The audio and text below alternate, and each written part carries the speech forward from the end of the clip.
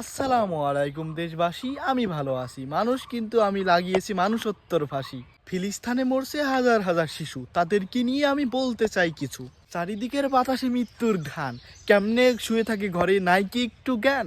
Boycott Israel, ফিরি ফিরি ফিলিস্তান, ওইটা দেশ নয়, হয়ে গিয়েছে কবরস্থান। কাপড়ের অভাব কেমনে দিবে কাফন, বাবা হয়ে সন্তানকে দিচ্ছে এখন দাফন। মুসলিমরা নাকি ভাই ভাই, তাহলে ফিলিস্তিন আর গাজার সাথে আজ কেন কেউ নাই? আমাকে যুদ্ধর ময়দানে পাঠাও, দিব আমি রক্ত। আবেগ না দেখিয়ে ভিতর থেকে হও একটু শক্ত। তাদের আত্মনাদ দেখে কেঁপে ওঠে কলিজা ফ্যাপসা, তাদের দুহাই দিয়ে বাঙালিরা করছে এখন ব্যবসা। উদাত্ত শিশু মুখে নাই খাবার, তাদের জন্য কিছু করুন বলছি আমি আবার। তাদের দুহাই দিয়ে বিকাশ নাম্বার দিয়ে তাদের টাকা খায়েন না গো মেরে, না হলে কেয়ামতের ময়দানে আপনার কাছে ফেরাউন নমরুদও যাবে হেরে।